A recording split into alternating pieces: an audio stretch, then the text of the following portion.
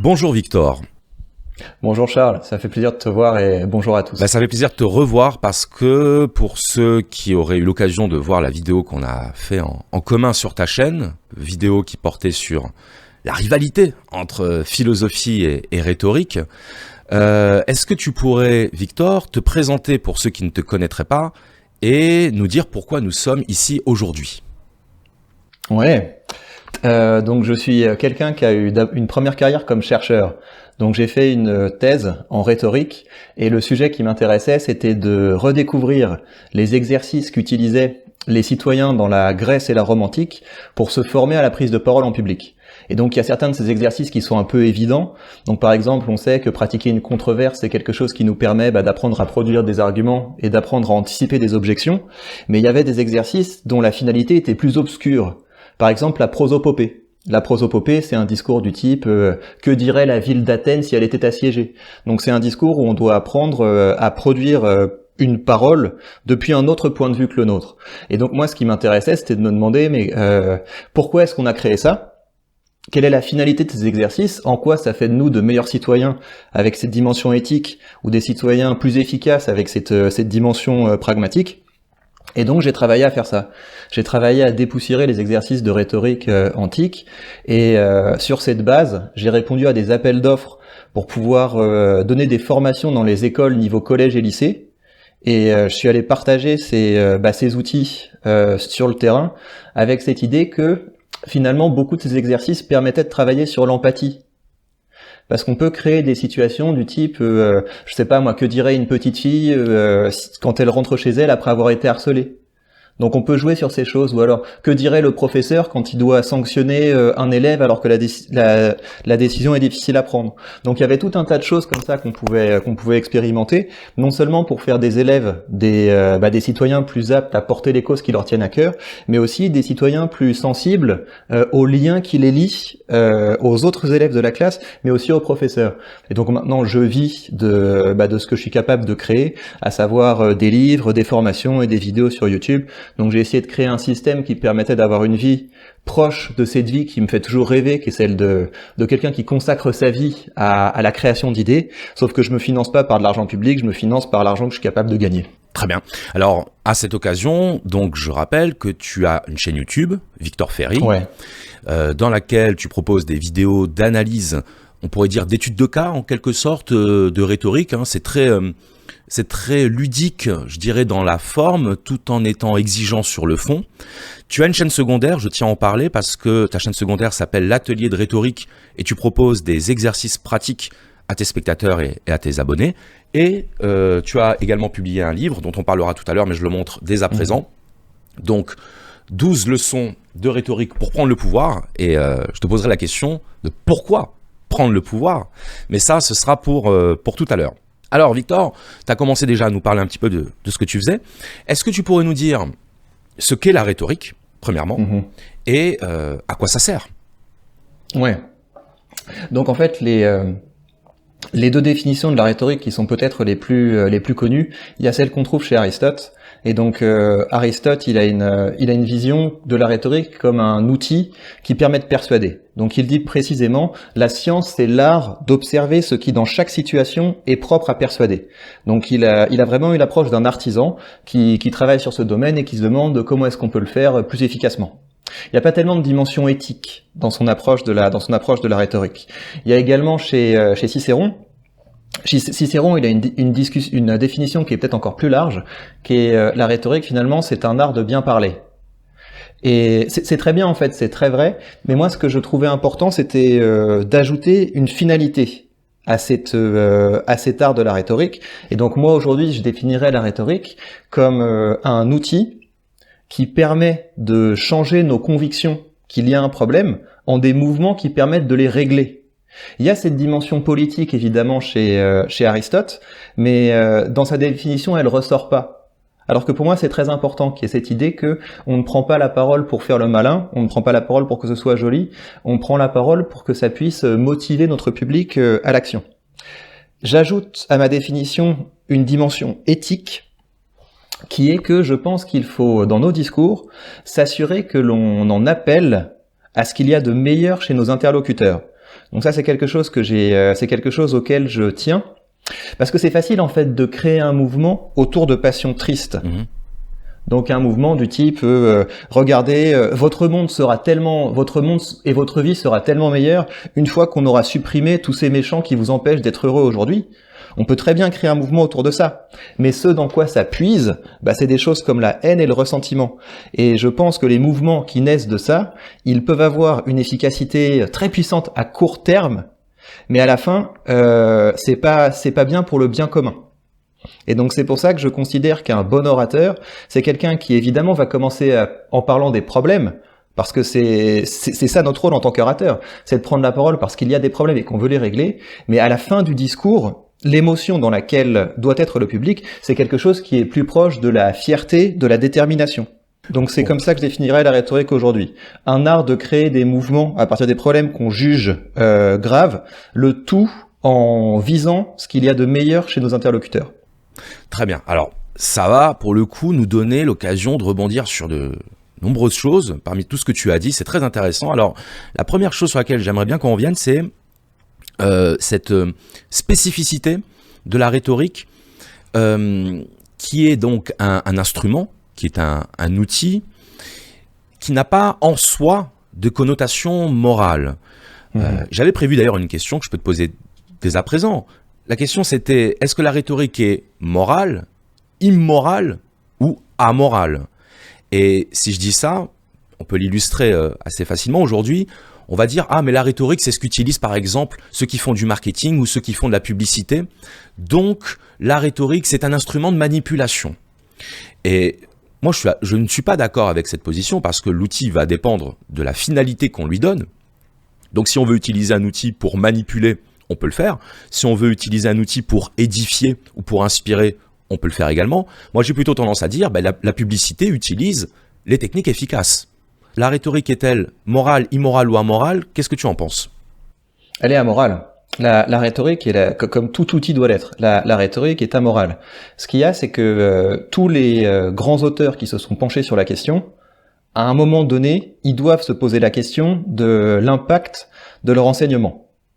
Et donc certains vont développer une approche plutôt cynique en se disant l'enfer est pavé de mauvaises intentions, de toute façon qui sommes-nous pour savoir si nous faisons le bien et le mal, etc. Donc il y a des gens qui vont assumer tout à fait ça en se disant moi mon travail c'est d'aider les gens à être efficaces et si j'arrive à faire ça c'est déjà bien. Moi, j'ai développé une approche où je considère que l'éthique est importante. Mais l'éthique, elle est pas liée à la rhétorique, elle est liée à moi. Voilà. Et à ce que j'ai envie d'en faire et à la manière dont j'aimerais que mes élèves l'utilisent. Et quand je dis ça, je ne veux pas que mes élèves l'utilisent avec mon éthique. Je veux qu'ils l'utilisent en se posant des questions éthiques. Alors ça c'est vraiment intéressant parce que ça remet complètement en cause cette espèce de séparation qu'on fait entre la rhétorique et la philosophie qu'on a abordé dans la vidéo qu'on a fait en commun et ça remet même en cause ce que disait Socrate lorsqu'il disait que finalement le sophiste était un manipulateur dans le sens de quelqu'un qui va tordre la vérité. Toi ce que tu dis c'est que effectivement, il y a un usage possible de la rhétorique qui sera immoral, qui sera en opposition à la vérité, mais il est tout à fait possible de l'adapter à une démarche vertueuse. Je pense que Socrate a raison quand on regarde les sophistes qu'il avait sous les yeux. Quand on prend quelqu'un comme Gorgias, voilà. Quand on regarde l'œuvre de Gorgias, qu'est-ce qu'on a sous la main? On a quelque chose comme un traité du non-être. Qu'est-ce que c'est ça? C'est quelqu'un qui s'est amusé à prendre une thèse qui apparemment est indéfendable, rien n'existe, et qui s'est amusé à la défendre. Donc c'est-à-dire que c'est un exercice intellectuel, mais dont les conséquences pratiques sont nulles. Qu'est-ce qu'on a d'autre chez Gorgias? On a un éloge d'Hélène. Donc un éloge d'Hélène, qu'est-ce que c'est? Donc Hélène, qui est un personnage qui a été unanimement blâmé dans la mythologie des citoyens auxquels il s'adressait, parce qu'on la considère responsable de la guerre de Troie, parce que c'était une courtisane, etc. Et donc lui, il va faire un discours où il va faire l'éloge d'Hélène. Donc qu'est-ce que c'est que ça? C'est un discours où il vous dit, regardez, cette chose que vous considérez comme absolument indéfendable, moi je vais la défendre. Et c'est en grande partie comme ça qu'il gagnait sa vie. Il gagnait sa vie en étant capable de faire des discours où les gens applaudissaient, se disaient mais c'est un génie, ce qui lui permettait d'avoir des clients. Donc du point de vue de Socrate, évidemment que c'est un problème d'avoir des personnes comme ça dans la cité, mais on peut tout à fait avoir une autre approche de la rhétorique. Moi, ce que je prends des sophistes, c'est tous ces exercices qui permettent effectivement d'être une bonne gymnastique intellectuelle. Parce que faire un éloge paradoxal, faire l'éloge de la guerre, de la maladie, d'une mouche, d'un moustique ou que sais-je, bah, ça nous pousse effectivement dans nos retranchements, à aller contre nos idées reçues, à muscler notre capacité à voir les choses de différents points de vue. Mais une fois qu'on prend la parole en public en tant qu'orateur, bah là on a un ethos. Et donc on peut plus se permettre de défendre une chose et son contraire. Et c'était ça que dénonçait Socrate. C'était l'idée que finalement, il y avait des gens qui, parce qu'ils étaient à l'aise à l'oral, avaient la capacité de défendre n'importe quoi en fonction de là où allait leur intérêt. Et je pense que la cohérence est quelque chose de fondamental. Et Socrate est d'ailleurs un modèle à cet égard. Il aurait pu s'amuser avec la définition de la justice, dire oui mais votre justice n'est pas la vraie justice, etc. Donc je vais me sauver et éviter mon jugement. Non, Socrate a dit moi j'ai toujours vécu en accord avec la justice, donc j'accepte votre jugement. Donc il nous donne un modèle de concordance entre la parole et les actes, et ça c'est quelque chose que je lui récupère. En plus parce que ça nous rend bien meilleurs dans les débats. Si on reprend un petit peu à la base des choses, je suis quelqu'un qui voudrait apprendre à m'exprimer correctement, publiquement et efficacement, parce que je me sens animé d'une cause que j'ai envie de porter dans la société. Hein, on schématise un petit peu le profil type de celui qui pourrait vouloir apprendre la rhétorique. Qu'est-ce que tu conseillerais à cette personne qui voudrait se lancer dans la rhétorique et qui n'aurait pas encore le bagage et l'outillage pour pouvoir s'exprimer publiquement? On travaille sur trois choses. On travaille d'abord sur sa vision. Et donc on peut le faire de façon très élaborée en suivant le schéma d'un manifeste. Donc un blâme de ce qui ne va pas dans le monde actuel, une série de mesures et d'étapes qui permettraient de changer ce statu quo, et une vision, une utopie de ce vers quoi le monde devrait aller. Ça, c'est la première chose, c'est l'écriture d'un manifeste. Et le manifeste, il faut pas le prendre comme un texte définitif qui va tout régler, il faut le prendre plus comme un contrat avec nous-mêmes, et revenir régulièrement à ce manifeste en se disant, est-ce que dans cette prise de parole, est-ce que dans cette décision, je suis en accord avec cette vision que j'ai couchée sur le papier?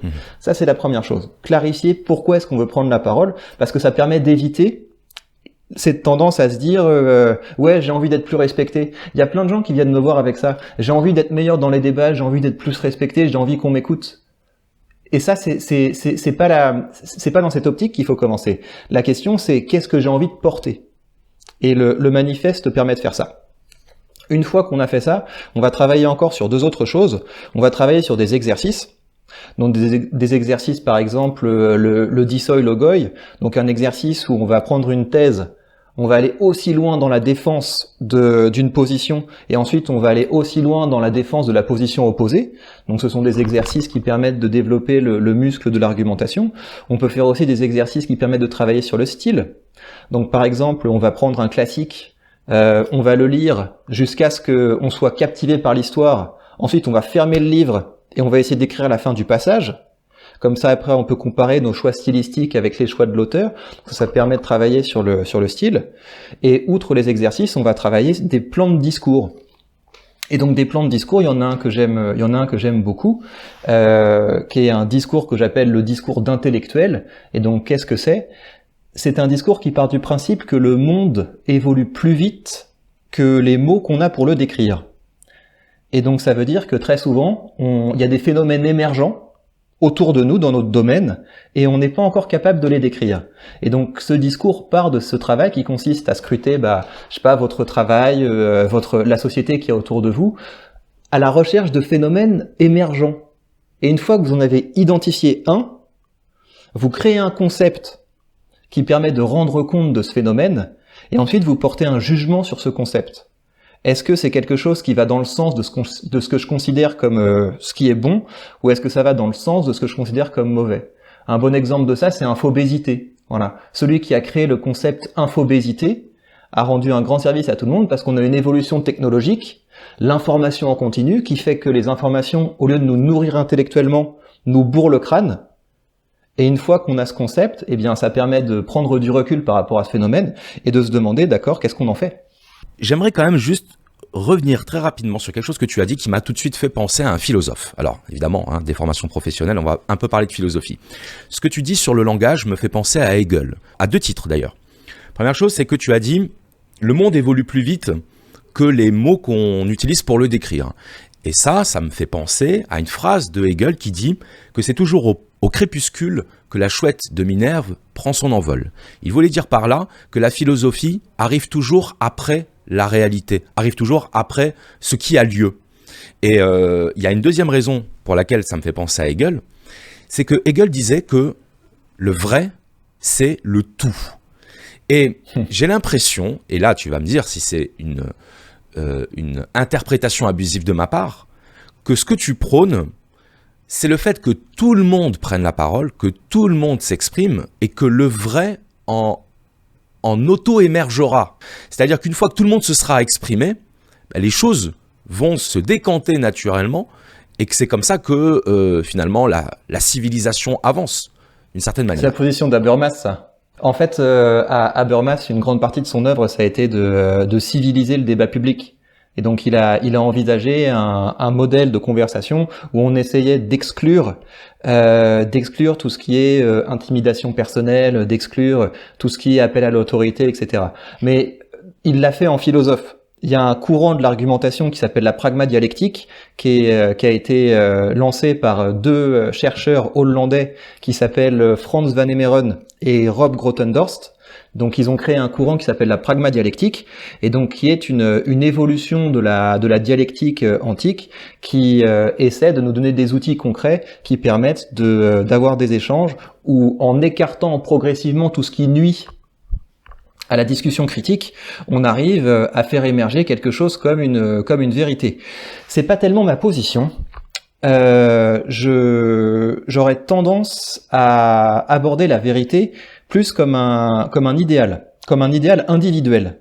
Donc je me méfie de l'idée qu'une procédure puisse permettre de faire émerger la vérité. Je pense que la vérité, c'est ce qu'on doit chercher quand on est dans la phase de création d'un discours. C'est l'effort. Enfin, c'est vraiment difficile. L'effort de se dire, est-ce que je pourrais pas détruire cette partie de mon discours en allant chercher des faits qui vont à son encontre pour pouvoir le reconstruire plus fort. Donc c'est quelque chose qu'on doit poursuivre en tant qu'individu. C'est un idéal éthique. Et je me méfie de ceux qui ont trouvé une méthode qui permettrait de la faire émerger. Intéressant. Ça rejoint quand même la notion de dialectique qu'on utilise par rapport à Socrate, c'est-à-dire la confrontation qui permet de raffermir nos idées et nos arguments. D'ailleurs, une petite question amusante à ce sujet, qu'est-ce que ça donne de rhétoriciens ou même de rhéteurs qui s'affrontent ? Bah, c'est pas très intéressant. De toute façon, en fait, c'est vraiment une chose que j'essaie de faire avancer.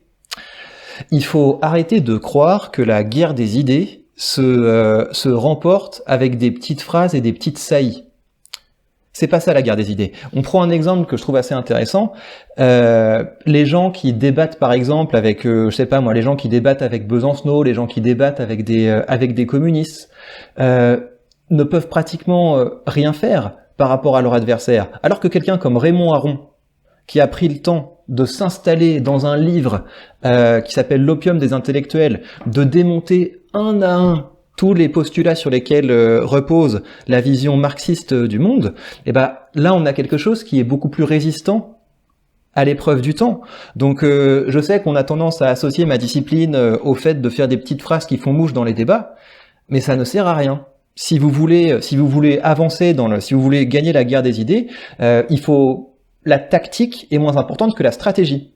Et la stratégie, ça suppose d'identifier dans la pensée de vos adversaires les idées qu'ils considèrent comme les plus solides et de faire un travail de fond pour pouvoir les réfuter. Et donc un livre comme celui qu'a écrit Raymond Aron, mais on pourrait prendre d'autres auteurs, c'est un livre qui a un impact beaucoup plus profond que les gens qui ont essayé de confronter les gens qui portaient cette idéologie dans les débats. Et est-ce que tu penses que dans certains cas, la rhétorique ne sert plus à rien ? Je vais illustrer ça. Parfois, on est confronté à des personnes qui veulent absolument débattre d'un sujet sur lesquels on a un désaccord. Et très souvent, pendant que la personne m'expose son point de vue, je me rends compte à quel point il me faudrait du temps pour tout reprendre à la base. En gros, pour lui expliquer les 35 années qui ont fait que je pense comme je pense. Parce que très souvent, j'ai l'impression qu'on confond ce que l'on pense et comment on pense. Et parfois, ce que l'on pense découle de comment on pense. Mais on ne peut pas expliquer à quelqu'un en quelques lignes comment on pense. On ne peut pas lui faire, pour parler comme Spinoza, l'historique des causes et des effets qui nous ont conduits à penser comme on pense. Et on s'aperçoit qu'il faudrait presque partir du postulat initial. Et un postulat, par définition, c'est difficile à démontrer, c'est difficile à prouver par des arguments. Donc ma question pour la résumer, c'est: penses-tu qu'il y a une limite de la rhétorique dans le débat contradictoire ? Non, mais ça ne sert absolument à rien. En fait, ce qu'il faut comprendre, c'est que le débat contradictoire, contrairement à ce qu'on pense, c'est pas une situation où c'est le logos qui est au cœur du truc. Ouais. Ce qui est au cœur du truc, c'est l'éthos. Ce qui se joue dans un débat, c'est de toute façon les gens vont pas vérifier l'ensemble des choses qui ont été abordées. Ce que les gens vont regarder, c'est ouais, il était plus à l'aise, ou alors ouais, il s'est énervé, ouais, à ce moment-là, il l'a bien mouché, etc. Donc le débat, c'est uniquement un exercice que vous pouvez utiliser pour vous faire mousser. C'est quelque chose qui vous permet d'apparaître comme quelqu'un, voilà, qui se laisse pas démonter dans les débats, quelqu'un qui est capable de démonter les autres. Mais ce n'est pas comme ça qu'on fait avancer les idées. Parce que si vous voulez savoir ce qu'il y a dans la tête de quelqu'un, soit vous devez lire ce qu'il écrit, soit vous devez créer une conversation. Mais un débat, c'est pas quelque chose qui permet de mettre les gens dans une situation propre à ce qui tire le meilleur de leur intelligence. Et donc, quand j'ai envie de faire un exercice de discussion critique, c'est quelque chose que je fais avec mes clients, c'est quelque chose que je fais également avec des élèves, c'est quelque chose que je peux faire en entreprise, c'est que j'organise une discussion en 3 temps avec un rôle bien défini. Il y a un proposant et il y a un discutant. On commence la discussion où le proposant présente la thèse qu'il a envie de défendre, et dans la première phase, l'autre ne pose que des questions de clarification. Tiens, qu'est-ce que ça veut dire ça, qu'est-ce que ça veut dire ça, etc. Une fois qu'on est bien clair sur ce dont on parle, on passe à la phase de confrontation. Et dans la phase de confrontation, le discutant ne pose que des questions de vérité et des questions de validité. Donc, question de vérité, est-ce que tu es sûr de cette proposition ? Question de validité, même si cette proposition est vraie, est-ce que tu es sûr que ta conclusion découle nécessairement ? Et puis troisième phase de synthèse, où les gens doivent être capables de déterminer s'il y a encore des recherches supplémentaires pour savoir s'il y a un accord. Est-ce qu'ils ont été capables d'identifier des désaccords profonds, où on est tombé au niveau des valeurs, et donc où là de toute façon il y aura incompatibilité, et est-ce qu'il y a des domaines sur lesquels ils ont trouvé un accord. Si notre objectif c'est de purifier la pensée et c'est de tester les idées, c'est vers ce genre de modèle qu'il faut aller, parce que le débat a une autre fonction. C'est très utile d'être bon en débat parce que c'est bon pour l'image, mais c'est pas bon pour le logos.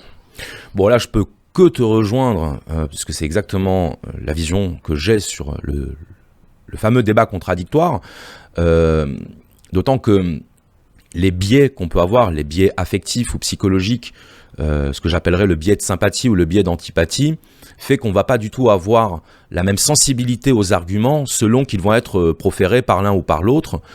Parfois, on va se montrer extrêmement exigeant dans la démonstration de quelqu'un avec qui on n'est pas d'accord, et quand quelqu'un avec qui on sera d'accord va exprimer une idée très pauvre, finalement, on va la juger suffisante. Et ça, c'est quelque chose, je pense, sur quoi il faut vraiment mettre en garde au niveau de notre perception du débat. C'est qu'en réalité, on est la plupart du temps d'accord, non pas avec celui qui a les meilleurs arguments, mais avec celui qui partage notre avis. Le débat n'est pas conçu pour aller vers la vérité, le débat est conçu pour cristalliser et solidifier les positions avant même le débat, d'une certaine manière. C'est pour ça que moi je l'assimile à la logique du spectacle, parce que ça mobilise beaucoup les émotions, et qu'on aime malgré tout la mise en scène du conflit, quand bien même il serait purement intellectuel. On est dans une époque dans laquelle la violence physique est proscrite, donc on trouve des dérivatifs. On va trouver le sport, on va trouver les matchs de football qui sont une métaphore de la guerre, on va trouver le débat contradictoire qui va être une autre métaphore de la guerre. Est-ce que toi, il y a des orateurs, on va dire connus du grand public, pour lesquels tu éprouves de l'admiration, que tu trouves particulièrement performants, j'oserais dire, qui ont même réussi parfois à te faire changer ta vision des choses? Mais c'est vraiment quand je lis les gens que ça a un impact pour moi, parce que les performances dans les débats, ça n'impressionne que la partie impressionnable de nous. Mhm. Donc moi, les auteurs qui font changer ma vision des choses, ça peut être soit les grands philosophes, soit les grands essayistes, soit ceux qui écrivent de bons livres de non-fiction. C'est ça qui est important pour moi. Là en ce moment, j'aime beaucoup Rousseau. J'aime beaucoup Rousseau parce que il a su dans son œuvre concilier deux stratégies très différentes pour faire passer ses idées. Il a la stratégie classique qui est le fait de publier des essais philosophiques qui vont être critiqués, qui vont permettre d'engager un débat, mais il a essayé aussi d'agir au niveau de la culture.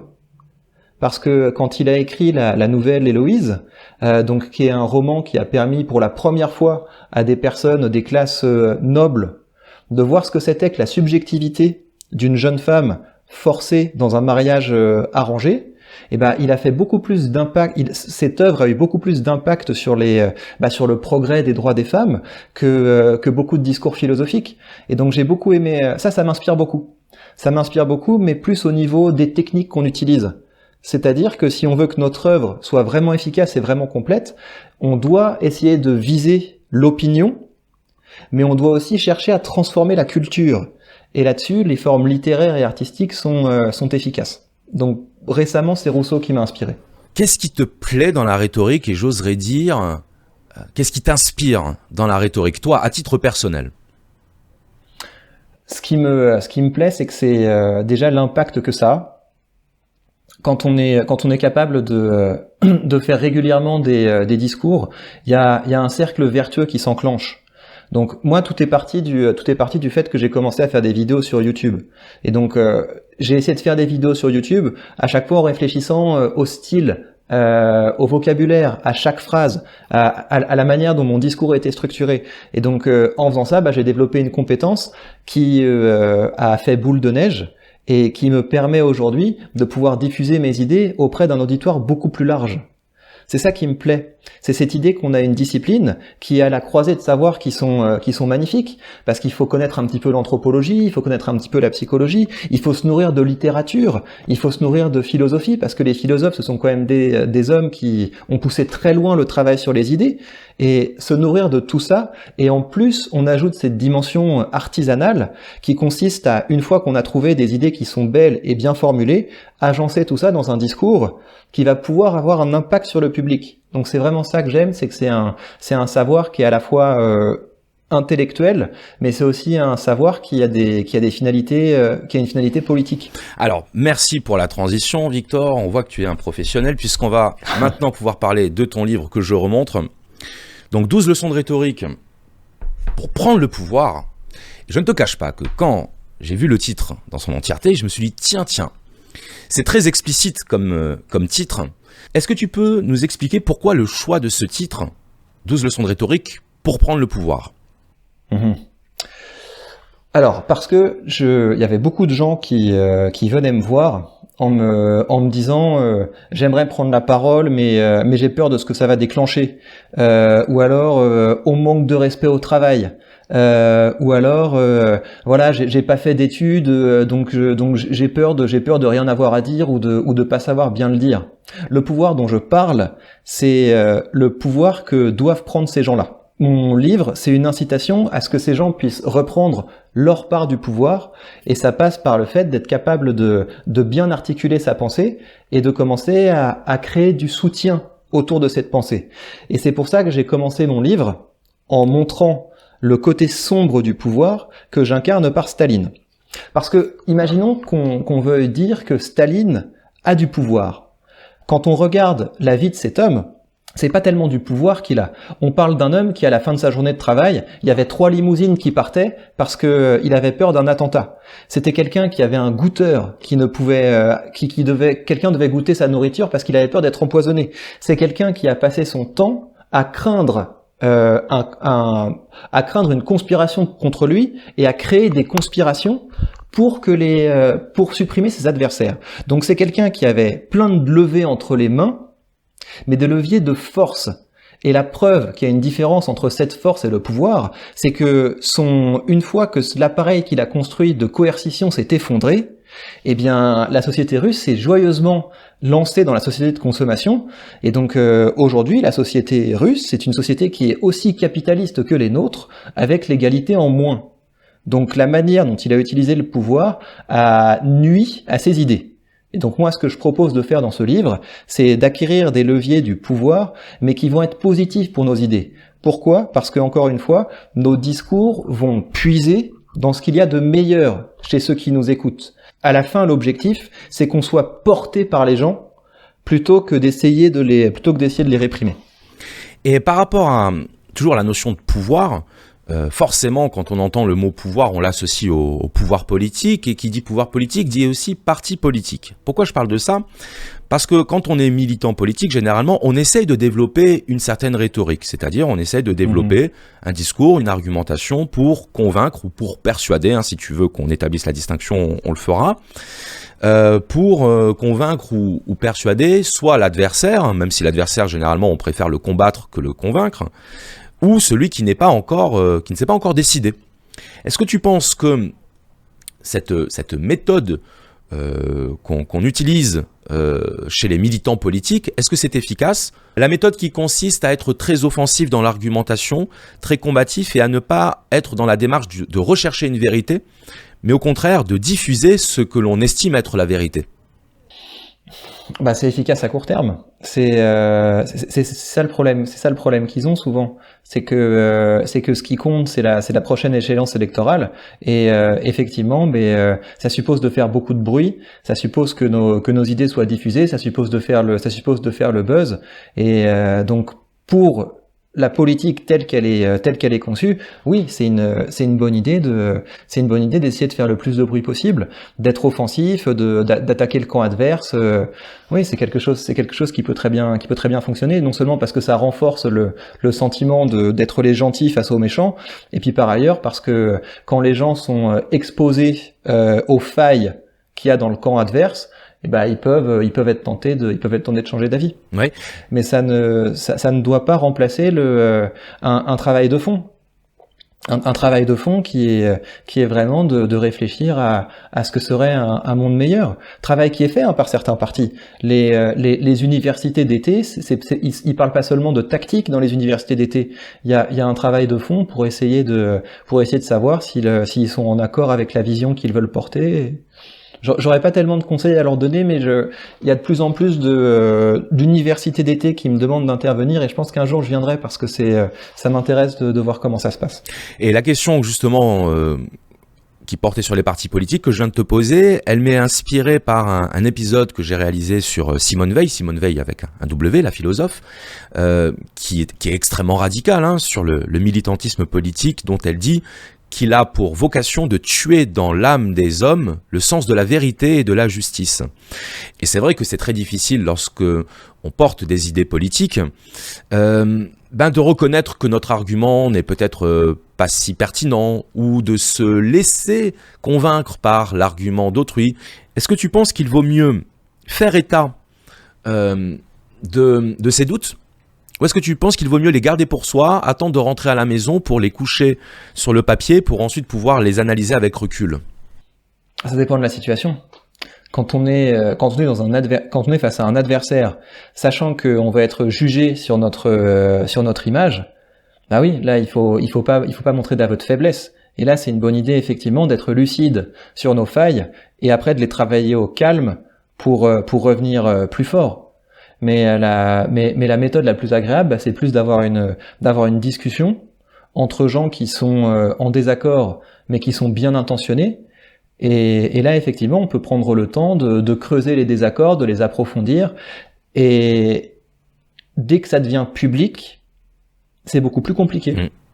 Et donc, dans l'idéal, c'est un exercice qu'on fait tout seul, à deux, et même, j'ai envie de dire, dos à dos, pour qu'on puisse se focaliser sur le flux de la pensée.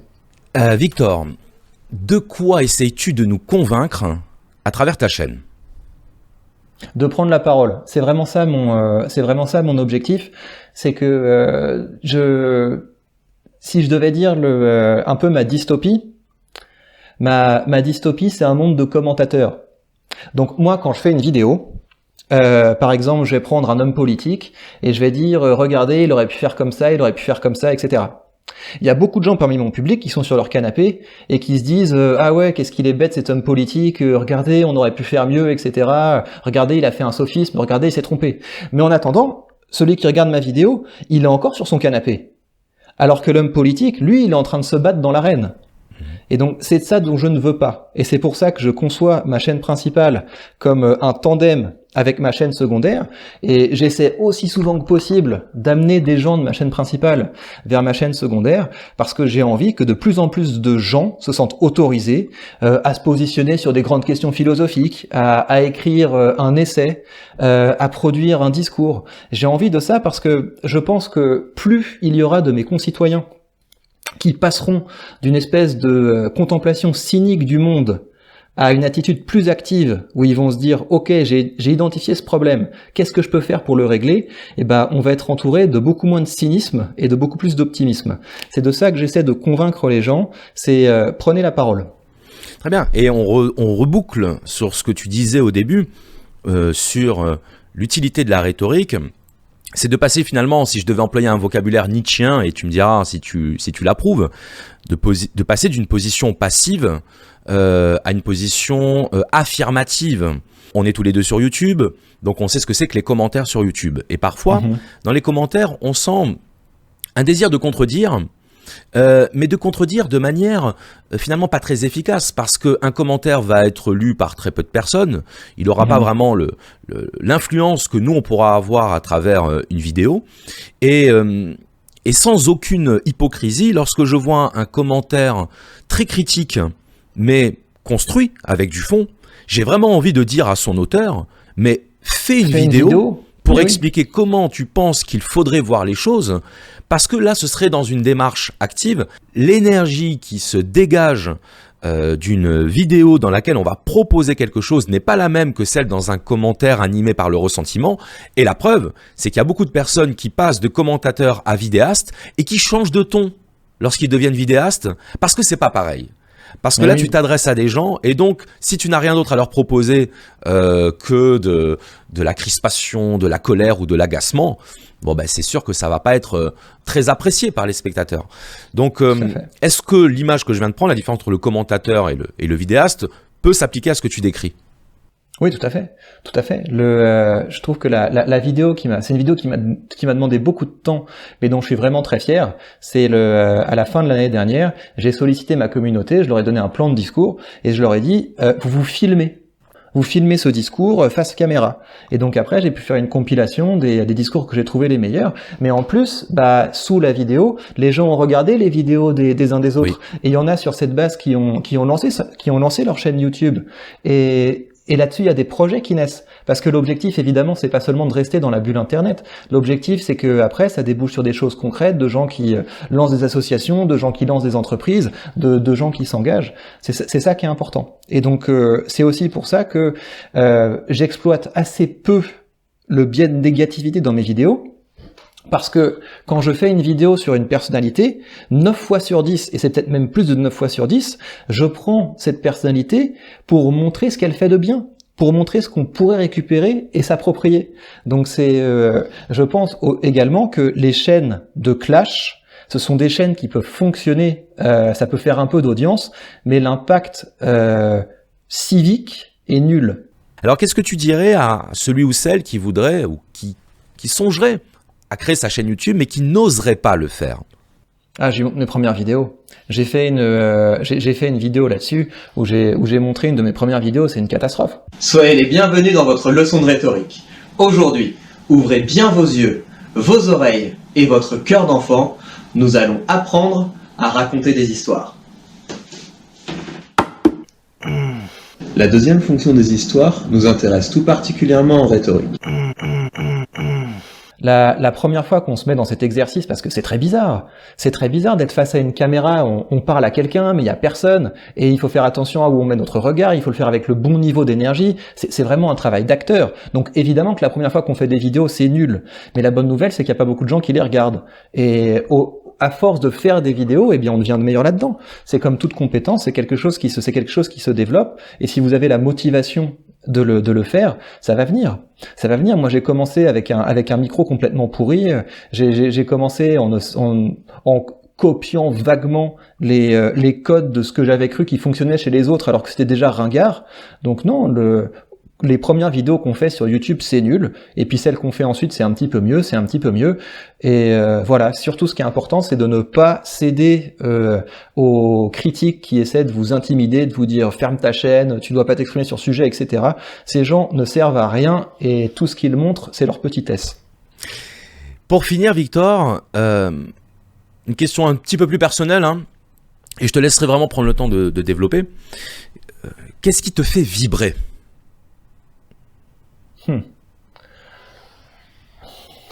Ce qui me fait vibrer, c'est que assez souvent, tu sais, quand on fait ce qu'on fait, il y a effectivement des moments où on commence à se mettre en mode automatique.